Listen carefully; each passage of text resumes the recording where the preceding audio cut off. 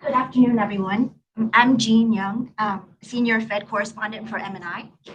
Welcome to MNI Connect and to our guests online as well. And a very big welcome to our distinguished guest, Raphael Bostic, President and CEO of the Federal Reserve Bank of Atlanta and member of the FOMC. We're live streaming from London, just a short walk away from the MNI headquarters. And at MNI, we aim to cover everything that matters to markets. Right at the top of the agenda as we go into the second half of the year is the reaction to President Trump's trade war. We're currently at the tail end of a 90-day ceasefire on his Liberation Day tariffs, which, if resumed next month, would bring the average tariff rate for the US to over 25% from the current 17%, which is already the highest in almost a century. After the massive volatility witnessed in the spring, with many economists fearing a recession, markets are now shifting toward a more benign view of how events will unfold, with the US stock market posting record highs last week. Are they right, with lower growth and higher prices still in the forecast and the sources of uncertainty still unresolved? We're delighted to have Raphael here with us today to weigh in on all of this. Raphael took the top job at the Atlanta Fed in 2017, returning to the institution where he started his career as a senior economist at the Board of Governors in Washington in the late 90s. In between, he pursued a career in academia and public service focused on housing and community development at the University of Southern California, also my own alma mater, and Assistant Secretary of Policy Development and Research at the Department of Housing and Urban Development under President Obama. He's a graduate of Harvard and took his PhD in economics at Stanford. Okay, before we begin, I'll mention the format. We'll run for about an hour. Everything is on the record. We'll start with a couple questions from me. Then I'll bring in our MNI Connect guests here and invite Raphael to respond. Please raise your hand so I can see you around the room. And I should say that Raphael has expressed to me he's just as interested in hearing your thoughts as much as I'm sure you're keen to hear his thoughts. Okay. So how are you doing today? I'm doing well now that I got here. It's warm, and I understand walking is better than trying to do the cars. So I'm doing London. It's all good. Good. All right. So this whole year seems we've been waiting for data to show higher inflation and slower growth. But so far, the effects on the U.S. economy have been less bad than feared. Why do you think that is, and who's paying for the tariffs if not the U.S. consumer? So thank you for hosting me. It's good to see you all. Thank you for being here, and thanks all of you online for being here as well. There are a couple of pieces to the answer to this question. I think the first is, the tariffs have been signaled for quite some time before any were announced or put into effect. And when we talk to business leaders, and I've talked to a number of them, they all said we knew they were coming, so we wanted to try to take steps as much as possible to push off when we would have to make decisions about changing prices. So front load a lot of buying of inputs and goods, so they had inventories that could last for some time over the course of the initial establishment of the tariffs moving forward. And so that played out over a long period of time. And I think businesses, I'll say for me, I think businesses turned out to be more effective at that and at forestalling the need to respond to tariffs. So a lot of the products that have received tariffs are not the ones that consumers have been facing to date. So that's been one piece. I think a second piece is that there's still a lot of uncertainty about sort of where this is all going to go. So I think a lot of businesses were expecting there to be tariffs this year. They didn't know exactly what they were going to look like, how big they were going to be, what they were going to cover, all those sorts of things. And today, I think there's still a good deal of uncertainty on the part of businesses about the answer to any of those questions.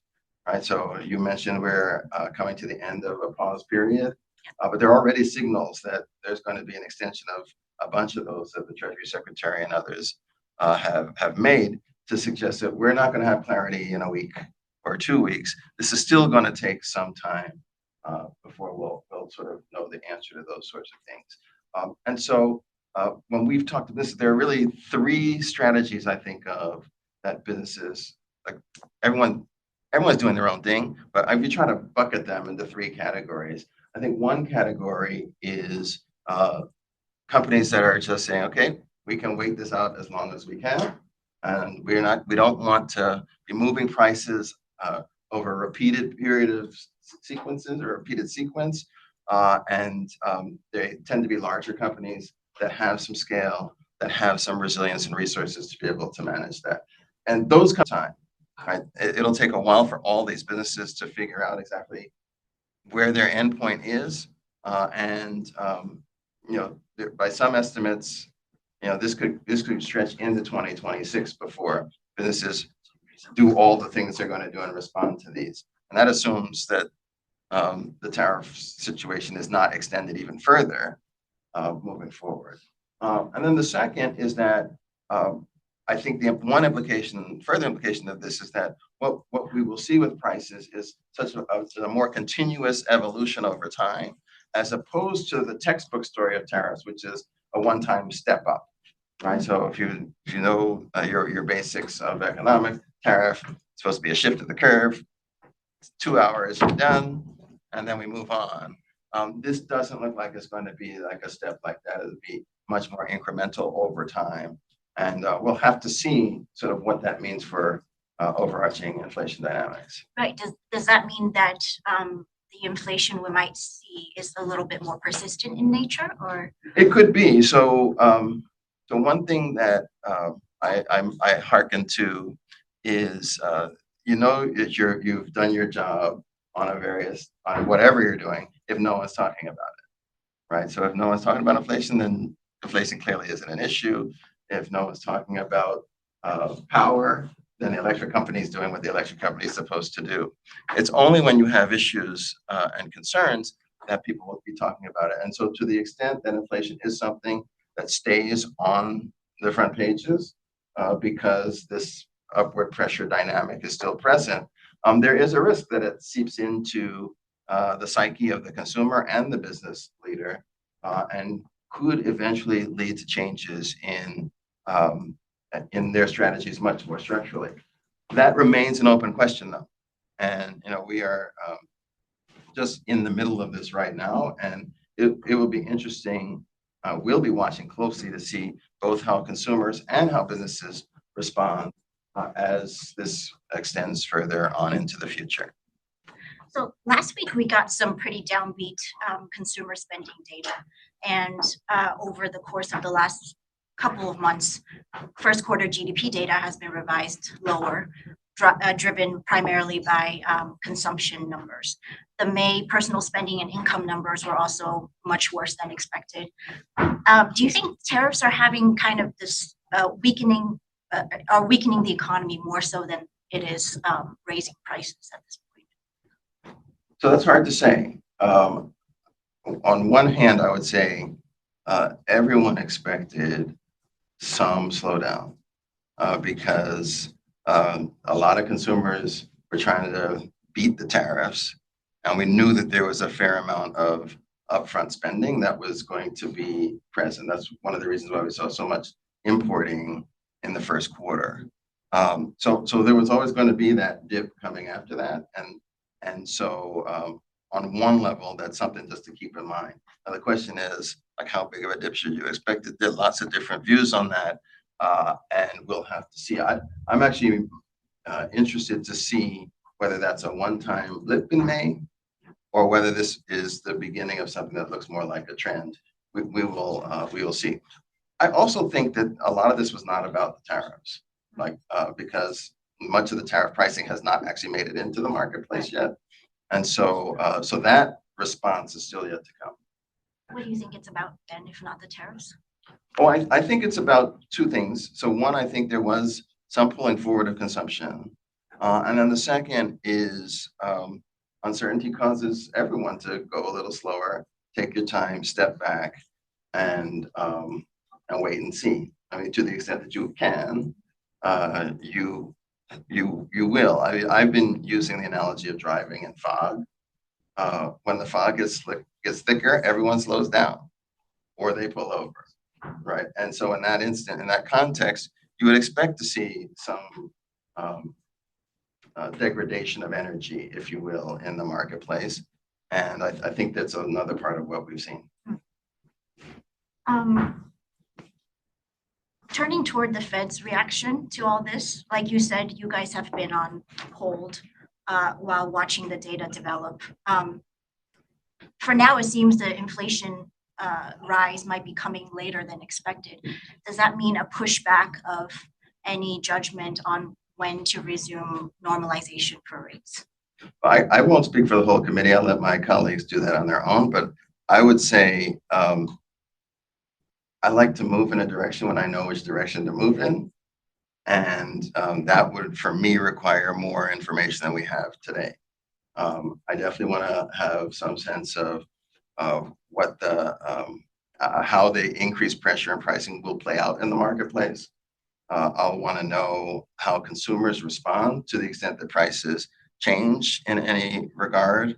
And I'll also want to know sort of what's happening in a whole host of other areas. So there's a lot of discussion that happens on trade policy, but there's change happening in a lot of different places and in a lot of different ways that could impact economic activity as well. You think about in the US, you have fiscal policy, you got the budget, you got taxes, you got regulation, all those things matter. There are others. You have the geopolitical situation you have in the Middle East. I would hearken back to when the Russian invasion of Ukraine and the impact that had, particularly here in Europe. So all those things actually are in play as well. And so we'll have to watch all of that to make sure that I understand how it all fits together. It's an interesting time in that there are so many dimensions changing at once. That trying to really tease this out so that you know how all the moving parts fit together like a puzzle, it's a challenge. And so I'll want to make sure that I have some confidence that I know for sure which direction the economy is going in and our mandates before really feeling comfortable that we should move. Now, two other things on this. So one, part of this is born out of the experience that our institution had in the 1970s, where we moved up a little bit, then we moved down, then we moved up, and then we moved down. And what we learned from that episode was that people don't like the Fed bouncing around a lot, right? It creates uncertainty about where the economy is going. It gives folks a bit of pause, and then they're talking about inflation all the time. And we really don't want that if we can help that. And then the second thing is, I think we actually have some luxury to be patient because labor markets are actually quite solid in the U.S. Unemployment is not at a historically high level. It's actually at a historically low level. The only lower period were in the years leading up to it, where our unemployment rate was at levels people didn't at one point think was attainable. So because we don't have a crisis in our other mandate, it gives us some time, I think, to wait and see what's happening with inflation to be absolutely sure that it's moving toward our 2% target. I'll just ask one last question before I'll invite the audience to start asking your questions. I know coming into the FOMC meeting, you said that you had a baseline forecast for one cut this year. Do you still maintain that? I'm still there. Okay. And what about for next year? Next year, I think I have 3 cuts. But here's what I would say with the dot plot, right? So you have to pick something, right? And what we don't, I mean, we do actually say how confident we are in parts of the SCP submission. If you look at that part, no one is confident, right? That the bands around whatever we're saying are really quite wide. And so you have to pick an outlook or a scenario that you're going to tell. But I think, like in my view, in our building, if I ask people, how much would you be willing to how many dinners would you pay for us to on your outlook? Nobody want to do that. And I think we've been asking businesses as well. like, how confident are you with what your outlook was? First, we asked them, okay, you had an outlook on January 1. Is it the same outlook today? Nobody says yes. And then we asked, well, what did you change it to? And then they tell us, and I said, how confident are you? And nobody has any confidence on it. Right? What we know is that the environment in which all of us have been living has been just shifting day to day, week to week, which means that every outlook I think people are articulating comes with very wide confidence. And I would, you all have outlooks of your own, I'm imagining. And if we did that poll, if I could ask you how confident you were, you know what your answers would be to that. And I'm guessing you're not outliers on this in any way.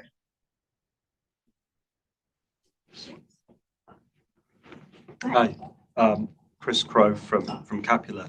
I wanted to ask you a little bit about the fiscal policy outlook. I'm sure that you probably don't want to talk too directly about it because it's not the sort of Fed's mandate, but obviously it has implications for policy through the sort of impacts on the economy and the yield curve. So I was just wondering if you have any thoughts on sort of what you anticipate to be the near-term impact of the policy package, which is going through Congress right now, and how that might impact the outlook in the near term, but also whether you think there are kind of heightened risks around, fiscal sustainability, the steepness of the curve, because the large deficits which are being projected forward for a sort of long period.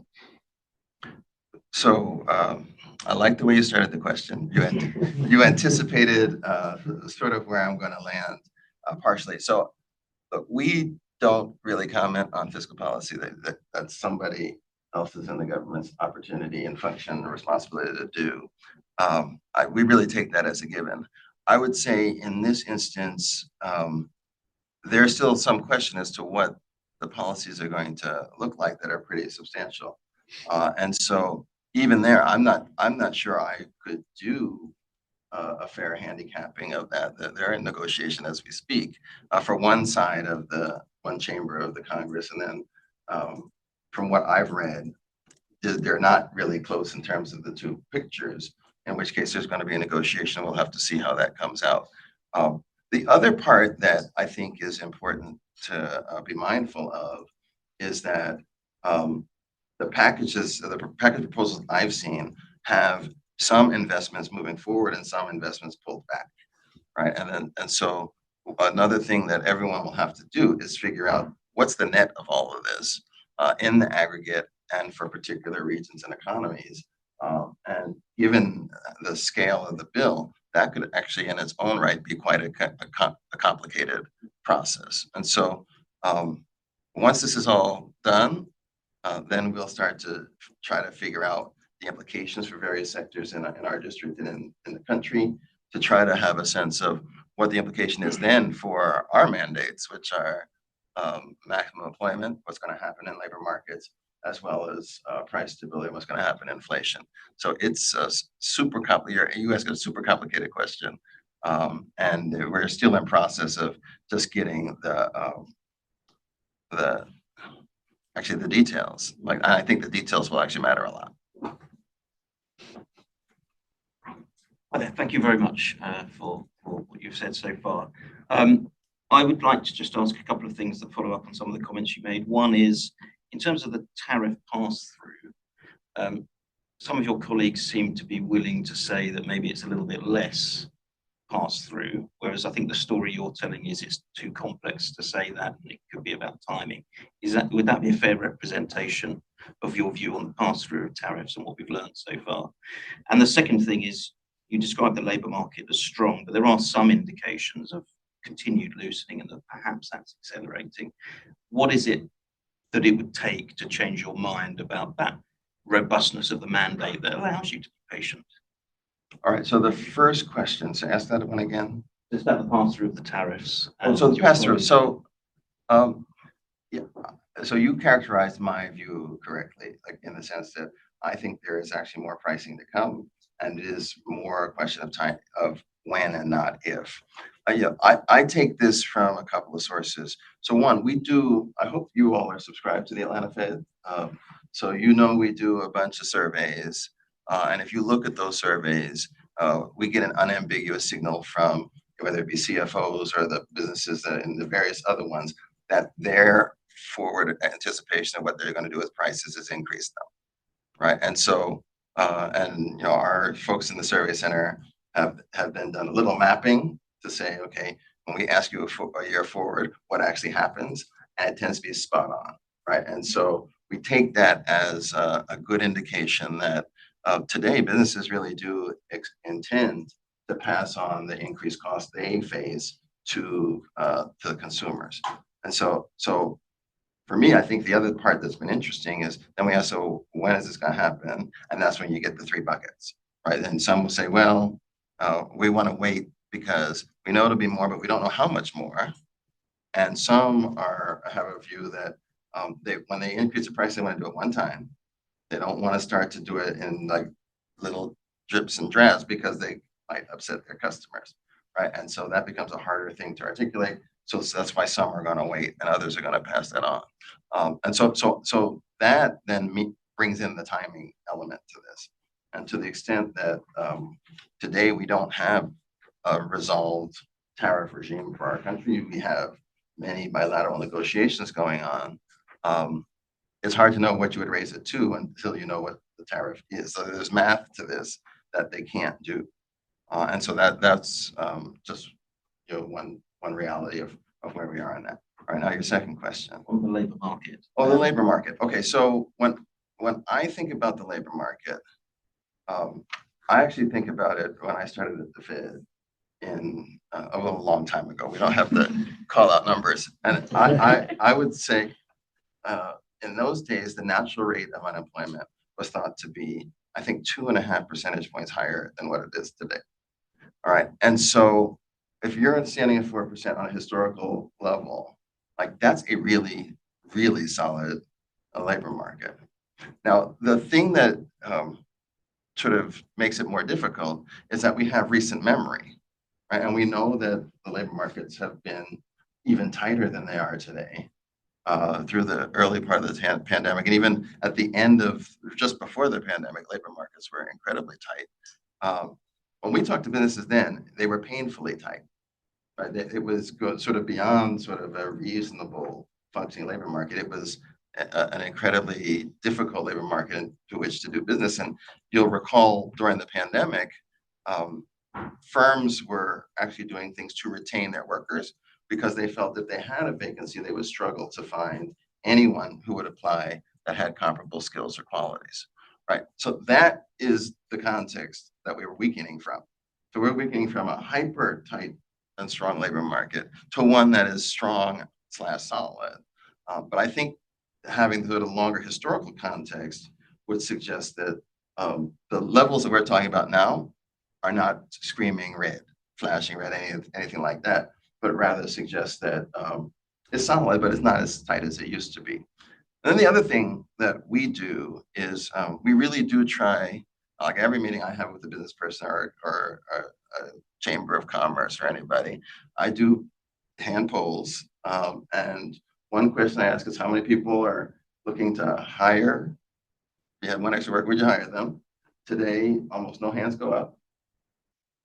If I ask if you were pressed, how many would have plans to lay off a lot of people?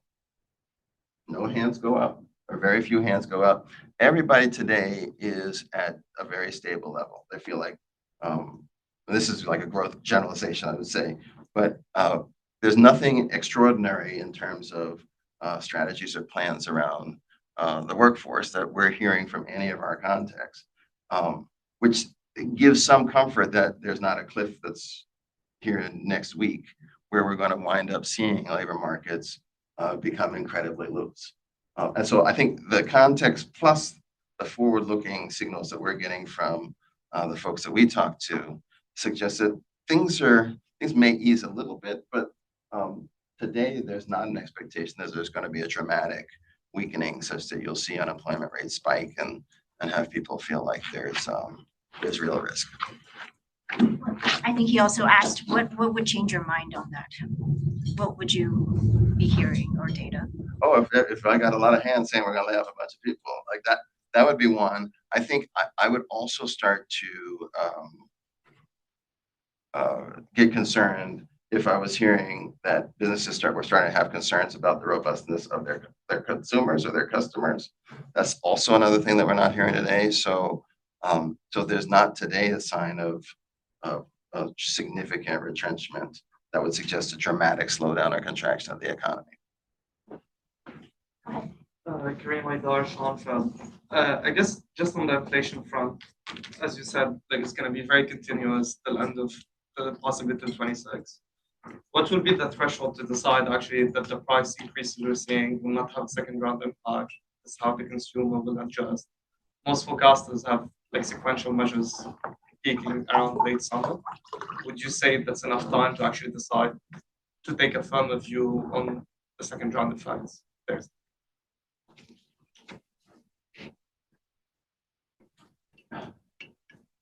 So it depends. I don't like to get the depends answer, but this one, it actually does depend in the sense of like a lot is going to happen. We will learn about, I'm presuming we'll learn about how some of these tariff negotiations are resolved. We'll get some of the details of what that looks like and what the settled upon tariff rates wind up being. With those sorts of things, then we can actually have a different kind of conversation with businesses, because then you can do math, right? You can start to get a sense of, oh, well, this is going to be a big impact. This is going to be a moderate size impact or a small impact. And then we can like fold into a projection of where inflation is likely to go and get a better sense of whether it's going to spiral away from our target, stay basically the same, or even maybe continue on its path. But that's really the question that I'm trying to understand. Our team is working to get insights on. And today, I will say we had lots of arguments in the building, right? You know, I like to I encourage my staff to tell me exactly what they think, and they have obliged me on a regular basis. And there are some who think we are headed for a crisis already. Like the writing's on the wall, this guy's done. And there are others who, to your point, are saying, well, businesses are really kind of figure things out. They're going to make it through, and it's going to be relatively benign. And so we run the gamut in our building. I think you talk to 10 people, you're going to hear a little bit of all of that at some point. There is one thing that I didn't mention earlier that I should, which is that one thing that we've noticed is a shift in the sentiment around performance, where our sense is that the business community has downgraded the possibility of the doomsday trade impact, right? That has the probability attached to that has gone way down, which has been an interesting and notable thing that we've noticed in the last 4 or 5 weeks. It's been quite interesting that way. Just a quick follow-up. Like, are you seeing throughout your contacts like any signs that companies are looking for opportunistic sort of price hikes? Just Absolutely. Because of the environment. Absolutely. And so what flags do you think there would be for the second round effects? What's the time like, historically speaking? Well, they're doing it now. Yeah, historically it's hard because we don't have a lot of episodes of this. But those plans are already in train. So we know that even in our surveys that businesses are sensitive to whether their competitors are subject to tariffs or not. And to the extent that they are, they're signaling a higher expected increase than they might have otherwise. Even when they're not subject to tariff, they don't have the exposure, right? So you can have a sector that's generally broadly exposed, but you as your strategy may not be. They are showing sensitivity to tariffs in terms of their pricing strategies, and that goes both ways though, which makes it more complicated in the sense that if you're in a sector that's not generally subject to tariffs, we're also seeing that if your strategy is subject to tariffs, you are more muted in terms of how you think about your price response, right? So it goes in multiple dimensions. It makes it very complex and hard to say definitively that it's going to be X or it's going to be Y. It's really this interaction and intersection, and you kind of have to tease it all out. And I haven't done that yet. If I can ask 3 quick questions, 2 of which might be somewhat cheeky and unfair. First, on immigration, that really seems to have slowed down. So I wonder what effect you think that is having on the labor market and on your own reaction function to how the labor market might evolve. Secondly, if the president intends to reindustrialize the US, then I suppose that implies that goods prices are going to have to be more inflation prone than services prices in order to send the right signal to the economy about how to rebalance. And that, I guess, is a reversal of what took place during the era of globalization, where goods prices were dragging inflation down and services prices were high. So I wonder how you think about that trade-off in relative prices. And then thirdly, you mentioned the 1970s, and the president seems to be attacking the Fed in ways that are somewhat reminiscent of the 70s and 60s. So I wonder, what you think of that. How does that affect the committee? If everyone's back up and say we shouldn't do anything, if you want to be, if you want to be specific about shadow idea, the shadow chair or the shadow MC, the early nomination, any of these, So the nomination of somebody who's definitely going to cut rates. So which of those was the cheeky question? Well, I was thinking the latter two, but you call them all two. So all right, so I'll talk about them sort of in reverse order. So on the last point, if you're going to be a central banker, you're going to be used to people complaining about you, right? You turn on any TV in any country at any time. If it's a business channel, someone is saying the central bank should be doing something other than what they're doing. If that's going to get you upset and worked up, you probably should do something else, because it just comes with the territory. And so I tell the story. I was on right when I started. I was on a plane. CNBC was on, and they started talking about the Fed, and I started yelling at the TV. And never good to do on a plane. Just don't yell at the TV on a plane. But it did cause me to have to reset and remind myself of what I was doing, and that that's just going to happen.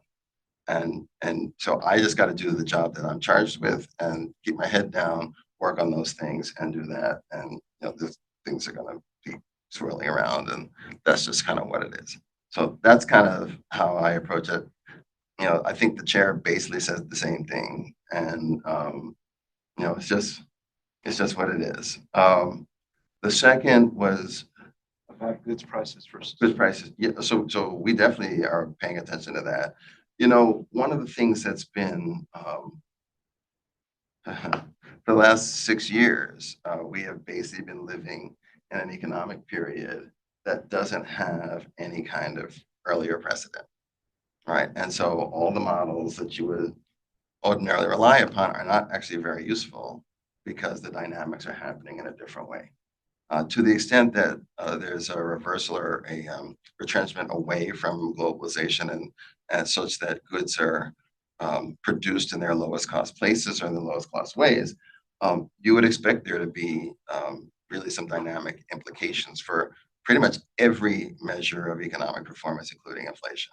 So we definitely have to look at that. And it's one of those things that is interesting, because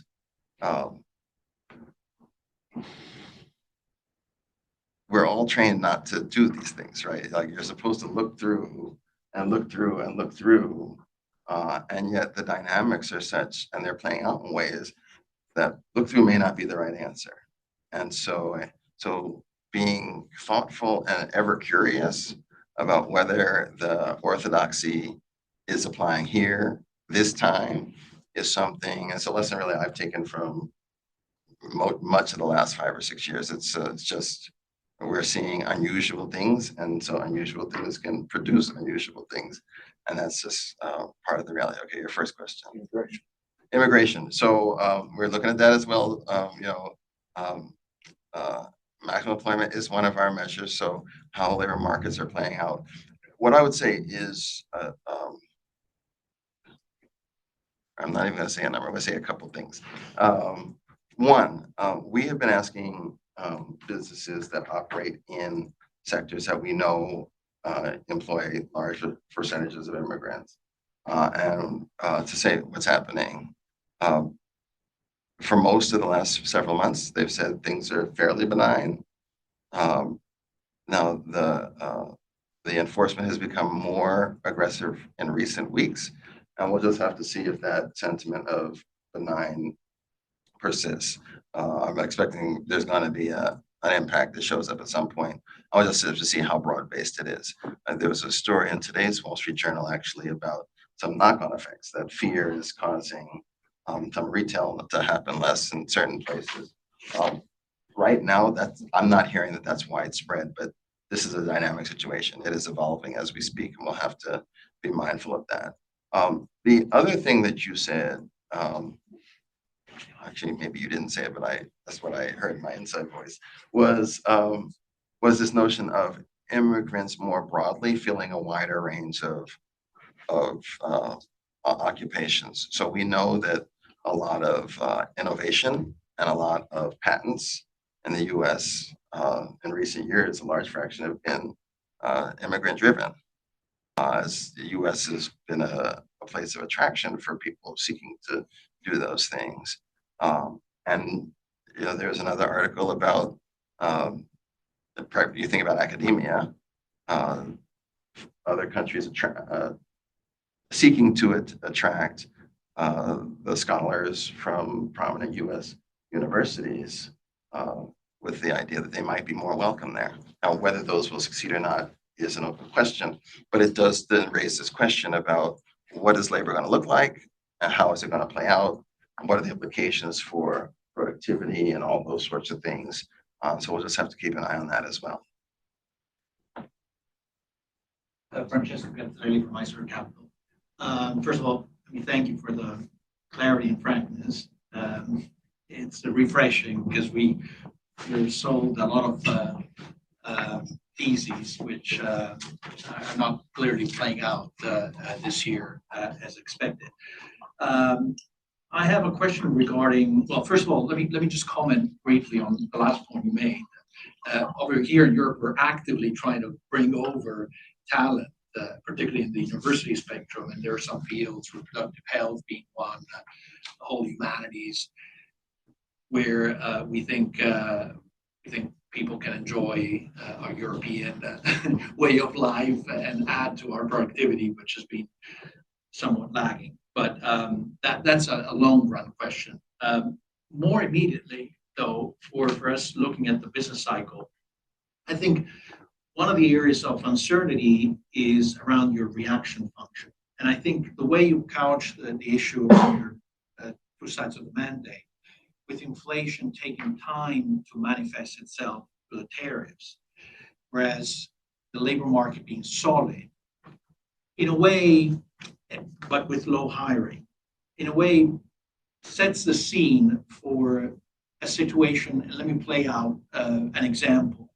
In a month where the seasonals would tend to depress an FP count and there's no hiring, we can have a very low NFP print.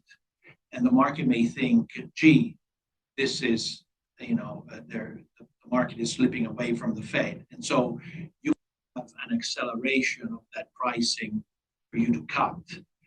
And so I just wanted to get a sense from you on really what are your weights on the reaction? Will you be able, when a circumstance like that comes across, to say, wait a minute, I need 3 data points, 2-3 data points on the labor market to confirm that's the case, and I want to see inflation, or are the odds stacked in a quicker response? So you have this one dot, and another way of asking the question, is it a place marker or is it something that, because I've never seen a cut as a standalone, the journey coming 2 or 3. So back to you. Okay, so that last little part went a different direction. So here's so one to your larger question. 1 point is not a trend, right? I'm going to want to make sure that we have a trend before we do anything, right? So I got lots of folks in the building who try to detrend, to take out the seasonals, do all that stuff to try to make sure that we have the right signal from any data point. And even in that context, because there's so much volatility, because events are happening, week to week, there's also this notion that there can be idiosyncratic things that cause spikes or drops, and those things need to be taken into consideration as well. So I'm trying to make sure that we are responding to the signal and not the noise. And in this environment, there's a lot of noise because there's just a lot going on. There's a lot of reaction to things that are yet to come. And as a consequence, they might change. And so I want to sort of guard against responding too vigorously to the wrong thing. Then the dot plot. All right. So the dot plot is not a decision document. It's not a deliberation document. Each of us sends in our dots. They put them on the sheet. We don't talk to each other about them. There's none of that sort of stuff. And so, I think the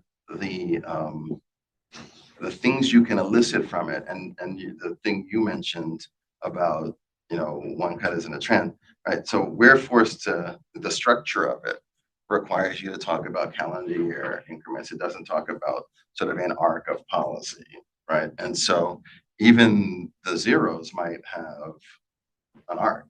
It just happens over a different time period. And so part of, I think one of the reasons, well, I'm in the middle because I think this arc is going to be extended and into 2026, right? And that clarity will only start to arrive toward the end of this year.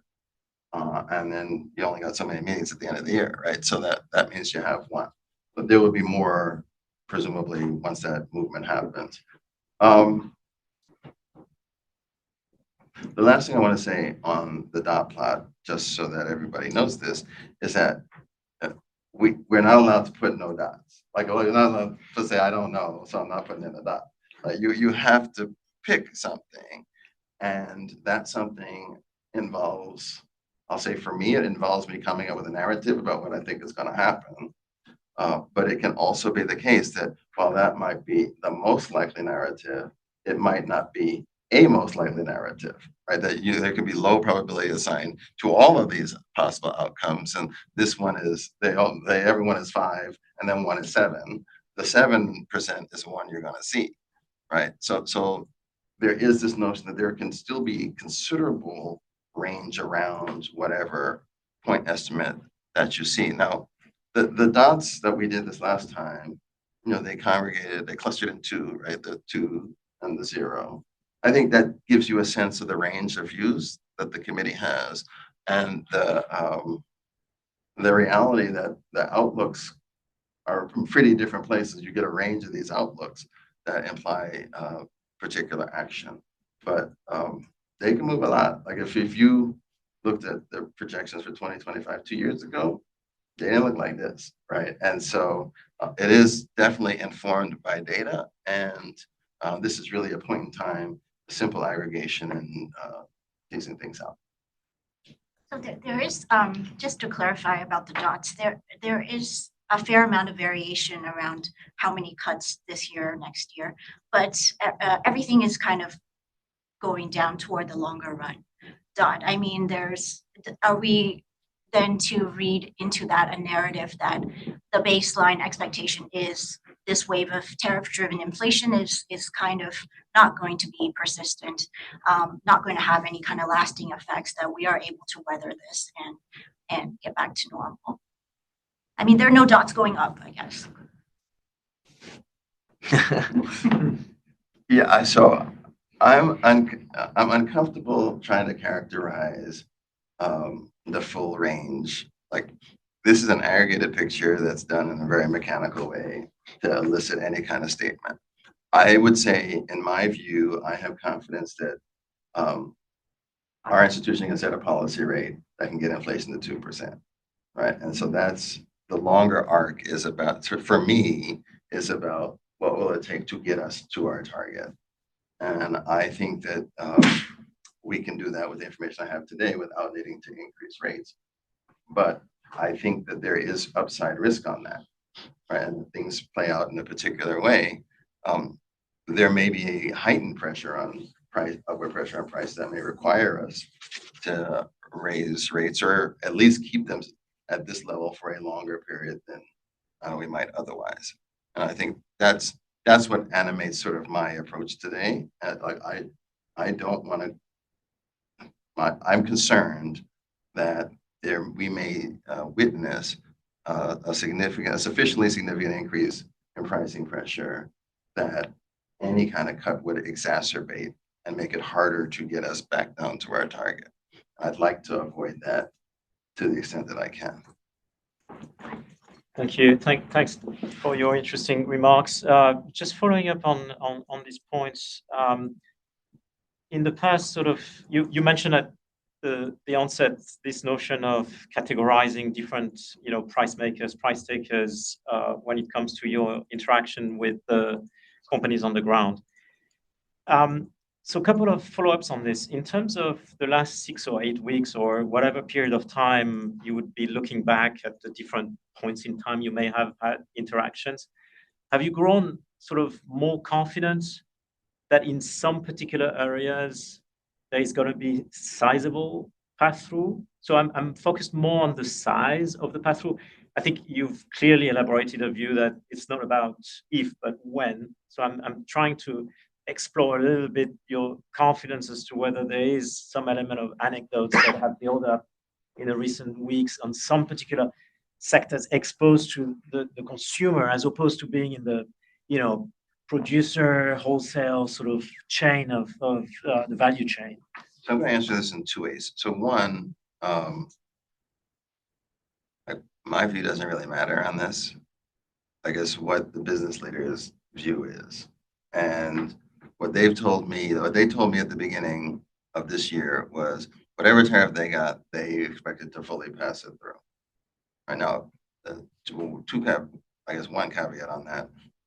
I think many of them had in mind magnitudes of tariffs similar to the last round of tariffs, which is quite different than the magnitudes that have been proposed today, right?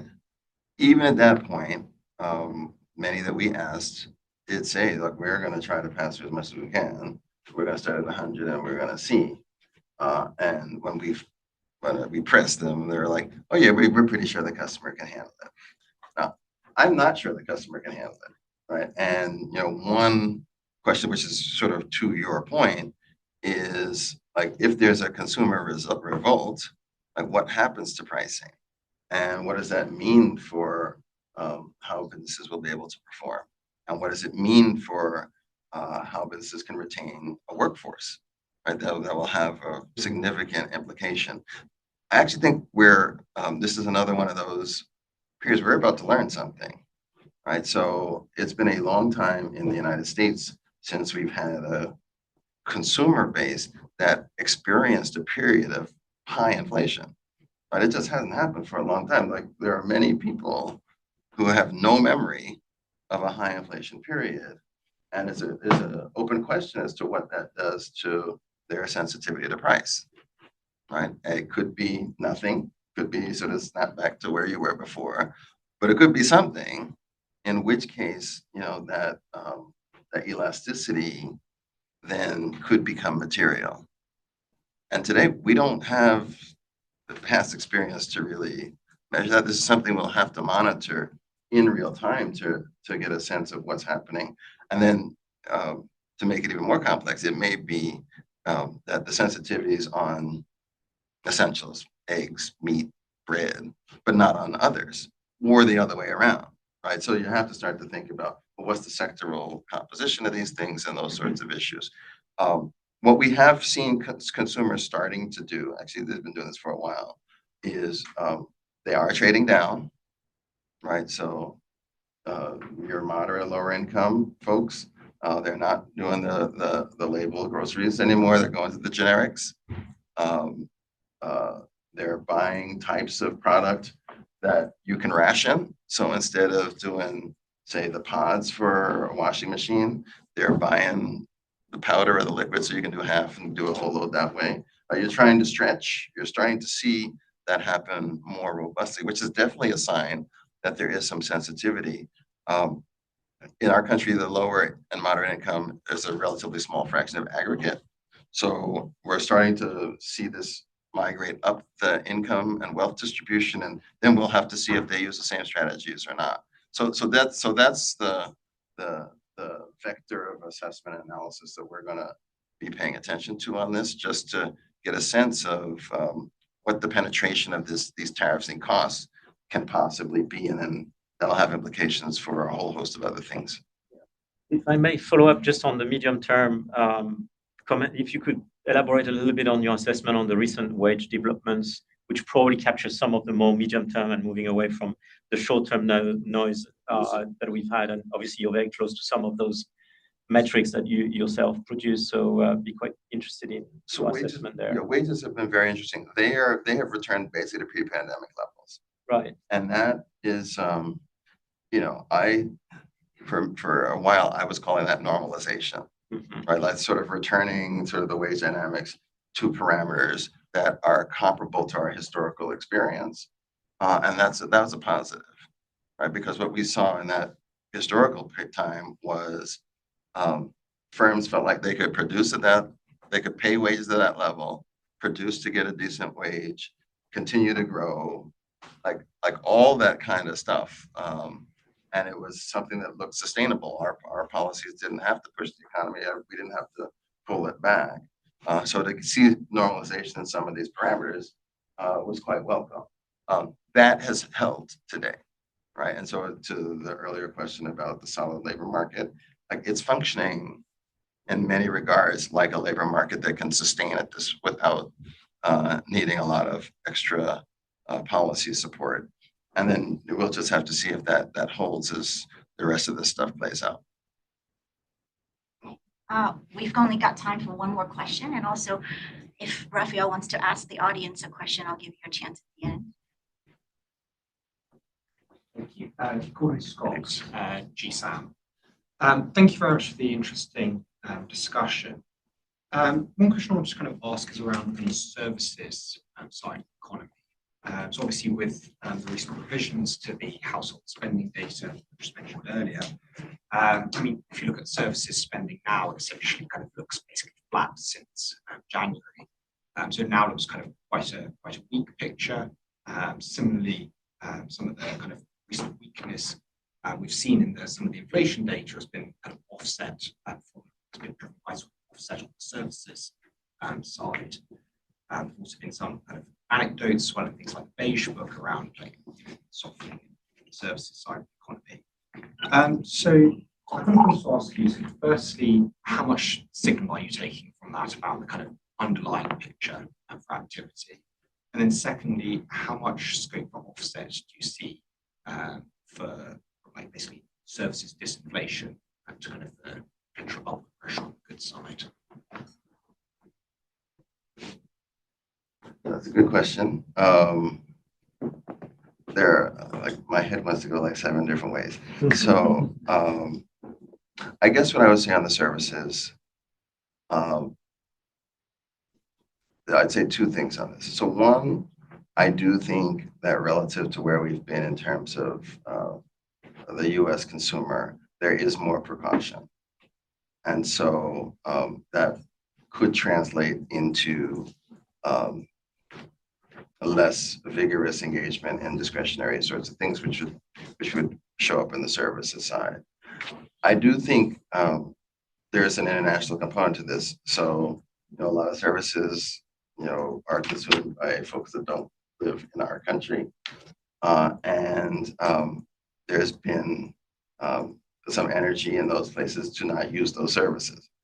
And so, there are lots of stories you hear about Canadians not going to the US. You hear lots about some other country nationals not going as well.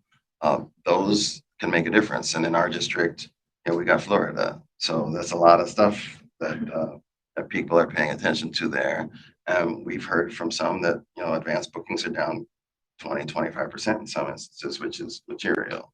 So I do think there is a bunch of that's out there. To what extent that will it translate into a full offset, or like that's hard to say, and that's another area where there's a lot of debate. Some of the folks who, and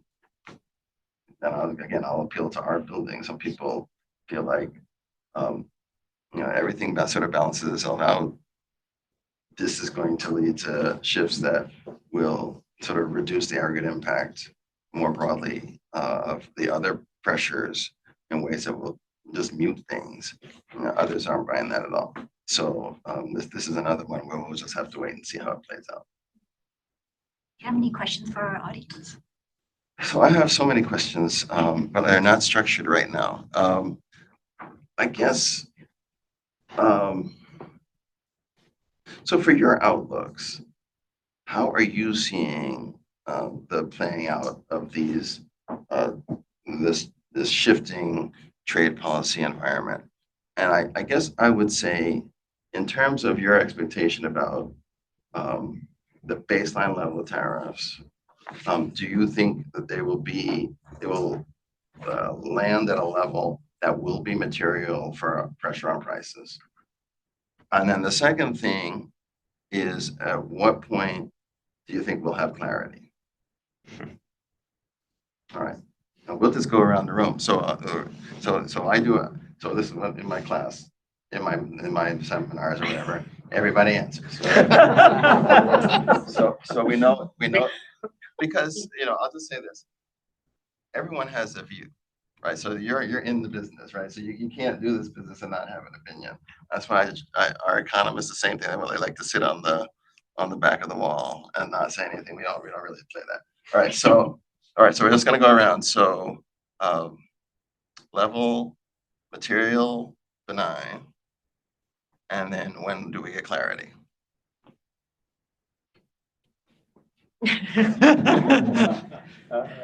I think they're going to be materially higher than they were, and on the clarity, I think it's a long-term trend towards decoupling. So you're going to get beyond 2025. Yeah. Okay.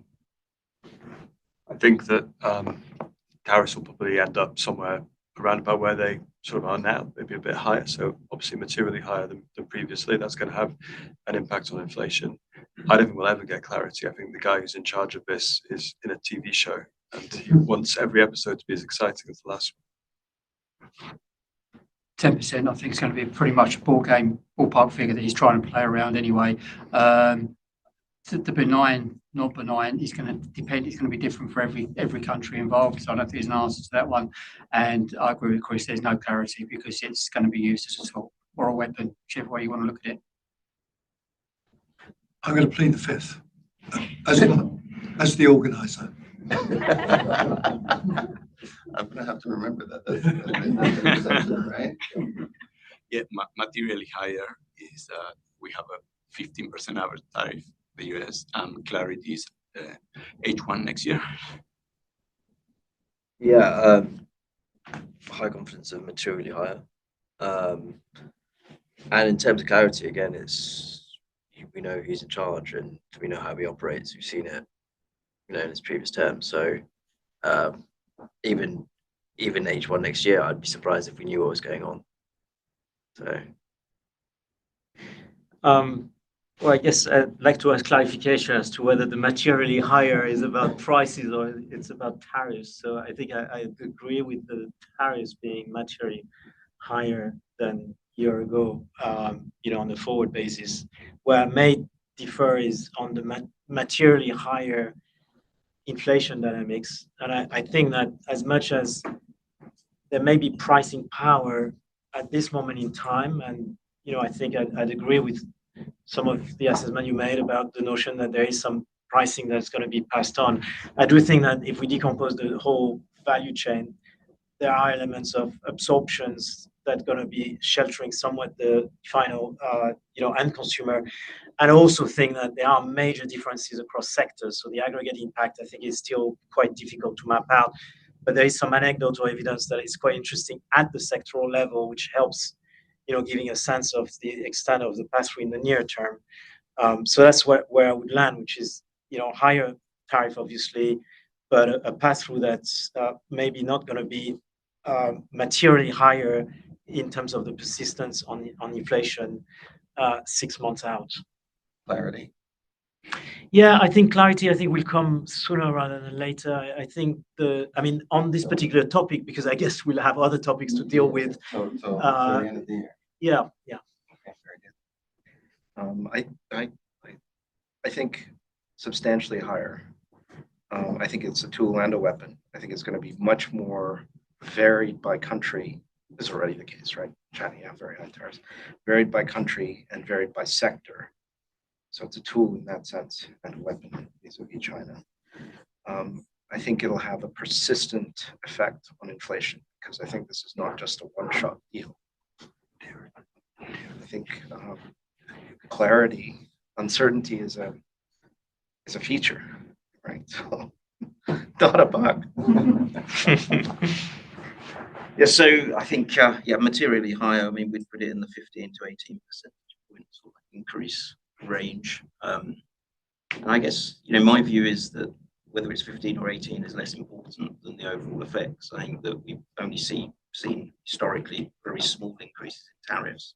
This is much larger in scale, and so therefore anticipating the impact on the economy, I think, is difficult. I mean, the impact on growth could be anywhere between 1 and 3 percentage points, we think. So we won't get clarity on the policy because it will drag on in some cases, and then there may come second bites of the cherry on the issue. But in terms of the economic impact, I would expect before the end of the year we'll know whether it's mainly inflation, mainly growth, and some combination. I think around the same range for us, but clarity maybe 2028. Widening the bands. I think in terms of where we land, we calculate weighted average tariff around 15% currently, still a significant rise relative to like the 2.5% you were last year. And I think that it will have significant impacts on inflation, and I do think it will have significant impacts on the growth side of the economy as well. I think in terms of where we land, I think there's a lot of moving parts. I think you could end up seeing kind of higher tariffs in certain regions. So China, I think potentially you could see them shifting higher again. Obviously, you've got the truce just now. I think there's also potential for more sectoral specific tariffs. Obviously, you've got the ongoing Section 232 investigations, the whole scope of tariffs that could potentially be added there. And then I think we focus a lot on the upside, but I think the other side I'm thinking about as well is the potential for the removal of some of these tariffs. Obviously, you've got the ongoing appeals court case, and I just in the back of my mind, I'm a little bit conscious of if you did see some of these tariffs ultimately being removed, then what other levers would be pulled. But in the baseline, I think you end up somewhere around where we are now, because I do think it's not just a trade dynamic tool. I also think they want to use this as a revenue raiser. So I think there's a limit to how high they want to raise these tariffs because you don't want to destroy their tax base. So that's my sense on tariffs, how I'm thinking about it. And in terms of when we get clarity, I just think it will be an ongoing rolling story. I don't think you get, I'm done now. Yeah, I mean, I also think that probably ultimately settle somewhere close to where we currently are. In terms of kind of when we get clarity, I think macro uncertainty in terms of kind of like the overall level of the effective tariff rate, I think will resolve relatively quickly within a couple of months. We'll know roughly within a plus or minus a few percentage points where we'll settle. But I think micro uncertainty in terms of what is the specific tariff, this specific country, this specific product, which is what matters for businesses. I think that will take, I don't think that will go away during the current term. Hi, yeah, so on tariffs, I think 15% seems reasonable. Obviously, we've seen higher rates threatened, but really it seems very clear to market that that was more of a negotiating tool. rather than anything sustainable. With respect to prices, I think there'll be less pass-through than others may anticipate. And I think actually the broader theme of deglobalization is the bigger inflationary theme there. With regard to clarity, I mean, the way that I would look at it is more in terms of which are the important deals to do for the US. So Canada and Mexico, China, obviously. So all of those are kind of in play. And then Japan and Europe. So I think once they've got those done, I think, the administration will focus and pivot to other things that they want to achieve. So probably, by the end of the year. I agree on the clarity point. I guess like the more important supply chain partners, tariffs are sort of anchored there, to the exception to the Eurozone. On the inflation side, I tend to agree with that. We'll see less pass-through than currently feared, just because of the randomized nature of tariffs. It's almost like a randomized tax hike on importers. Maybe that plays out sectorally, anecdotes point in that direction. In terms of certainty, I guess companies will learn with time to tune out some of the tweets, and that will help, similar to like we had 25% tariffs on Apple. I think relative to this range, I would put myself in higher and longer. I think for all the reasons said, that looking at a materially higher effective tax rate, tariff rate going forward. And why longer? I think particularly for the sectorial tariffs, there could be some prisoner dilemma game going on, particularly for the larger blocs. I'm thinking about Eurozone and Japan competing on a market. They have fiscal policy active now, which wasn't the case in previous cycles, so they can probably hold on for a little bit longer and try to play the long game. Yeah, I think it's very clear view now what the administration is aiming for, which seems to be a component of revenue raising, 10% baseline tariffs, and sort of strategic reshoring sectoral tariffs. That level seems to be 25%. So one can calculate whatever average that gives. I think that seems to be the reason to way forward.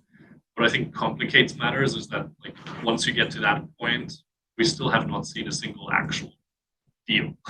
We were supposed to have 90 in 90 days. We just about had the UK's done. And I think if you look at the structure of the UK deal, quotas, really messy things that I think if you wanted to apply anything like that on the European Union, for instance, how do you then do a quota on German cars versus Italian and French cars, things like that. So I think from that perspective, the US administration view of this negotiation still seems to be quite simplified in play. And I think it's very much underestimating the complexity of actual trade deals.